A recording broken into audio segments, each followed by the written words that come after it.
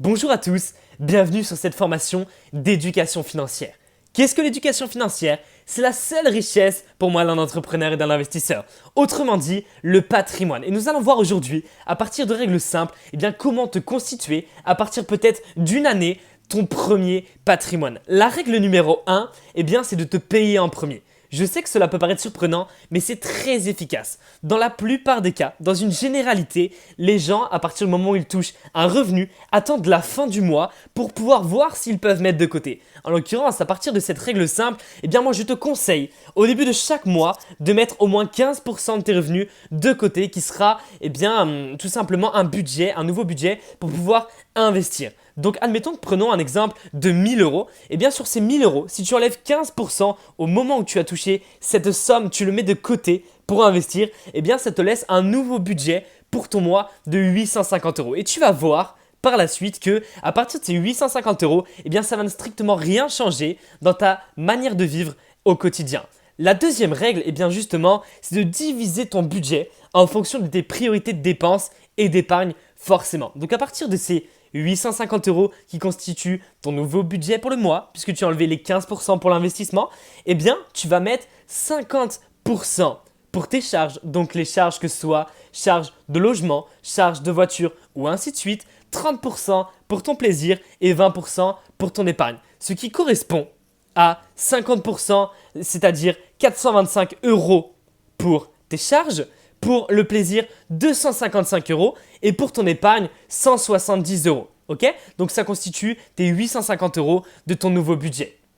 À partir de là, règle numéro 3, si tu veux vraiment commencer à créer du patrimoine, tu dois diminuer tes dépenses. Quand je parle de diminuer tes dépenses, que ce soit les divertissements, que ce soit les sorties ou autres, il faut exactement que tu saches tes priorités.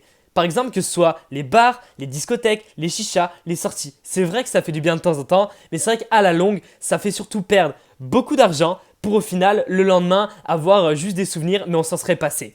Tout ce qui va être aussi Netflix, jeux vidéo, le mobile, les cinémas, voilà, ça peut être des choses qui sont assez récurrentes, mais quand on fait un petit peu le calcul, ça monte très très vite au niveau des dépenses, ainsi de suite aussi pour les fast-food, les restaurants, les Uber Eats, je sais qu'on est dans cette époque-ci très digitale, ça peut monter aussi très très vite au niveau des dépenses, tout ce qui va être shopping, les courses et les marques aussi. Combien dépensez-vous par mois? C'est la question que je vous pose, par semaine.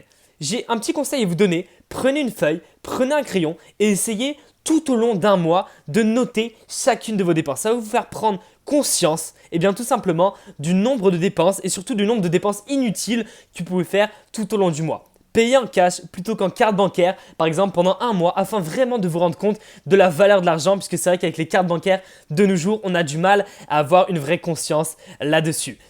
Règle numéro 4. Évitez les crédits. Alors ça, c'est pareil, on reviendra dessus plus loin, mais rembourser vos crédits doit être une priorité avant de dépenser dans des futilités. C'est vrai que le crédit a été créé, a été inventé justement pour la surconsommation dans la plupart du temps. Vraiment éviter un maximum les crédits qui peuvent être un piège justement et qui vont réduire justement votre capacité d'investir par la suite. Règle numéro 5, augmenter tes revenus. Tu te doutes bien, dépenser moins n'est pas une stratégie long terme. Vous devez diversifier plusieurs sources de revenus. Un millionnaire moyen a environ 7 sources de revenus. Là où un salarié a la plupart du temps une source de revenus, son salaire. Si demain cette source de revenus s'arrête, ça devient très compliqué. Prenez toujours de l'avance. Donc ça peut être à partir d'être entrepreneur dans la création d'entreprises ou création de projets. Ça peut être aussi networker avec le marketing de réseau ou tout simplement tout ce qui peut se passer avec les activités en ligne ou même tout simplement les investisseurs qui sont aussi un autre cadran pour augmenter tes revenus. La règle numéro 6, les comptes bancaires. Utilise des comptes bancaires avec le moins de frais possible. Donc aujourd'hui, il existe énormément de banques en ligne qui remplacent justement les banques avec guichets qui, de nos jours, sont de moins en moins utilisées par les nouvelles générations. Mais les banques en ligne, par exemple, comme N26, Revolut, Boursorama et j'en passe. Okay, il y a un nombre illimité vraiment de banques en ligne sur Internet. Voici par exemple 3 exemples. Et qu'est-ce que cette règle numéro 6 va pouvoir te permettre de faire? Tout simplement, admettons que par rapport à tes différents budgets. Donc admettons le budget de tes charges, le budget du plaisir ou le budget d'épargne. Pour avoir un meilleur calcul, moi ce que je te conseille, c'est tout simplement de mettre une partie, par exemple les charges sur N26, une partie pour ce qui va être tes plaisirs sur Revolut et une partie de ton épargne sur Boursorama. Ce qui va vraiment te permettre de vraiment diversifier justement ces comptes-ci, d'avoir un visuel beaucoup plus clair. Et admettons que voilà, sur tes 255 euros de plaisir comme on a vu au tout début, qui sont sur Revolut, tu sais au moins qu'à la fin justement, dès que tu as terminé avec cette carte bancaire, il n'y a plus d'argent dessus, tu ne seras pas tenté d'aller piocher sur d'autres comptes justement par rapport à ça.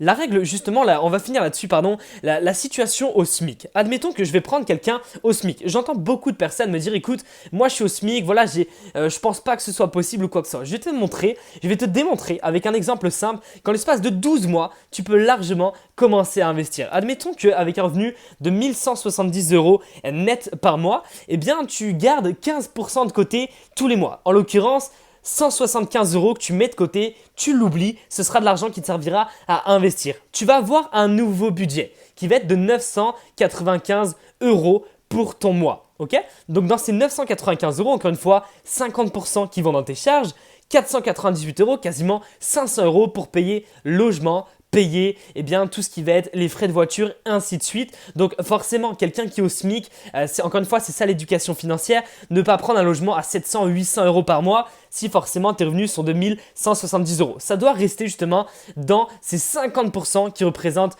tes charges vraiment pour avoir une bonne éducation financière et surtout faire les choses correctement. Ensuite, ça va te laisser 30% pour tes plaisirs, en l'occurrence quasiment 300 euros. Donc je pense que c'est largement suffisant par mois quand on est au SMIC pour vraiment s'octroyer des petits plaisirs de temps en temps. Et ça va même pouvoir te permettre, tu le vois, de laisser quasiment 200 euros de côté pour ton épargne. Et regarde ce qui va se passer en l'espace de 12 mois. Ça va te permettre d'avoir un minimum à investir de 2100 euros en l'espace de seulement une année à partir de seulement 15% de tes revenus que tu as mis de côté au début de chaque mois. Et pareil, au niveau de ton épargne, tu vas être à 2388 euros d'épargne. Donc voici un exemple concret, un exemple d'une personne au SMIC. Et c'est pareil, si vos dépenses sont supérieures à 80% de votre budget, alors vivez au-dessus de vos moyens.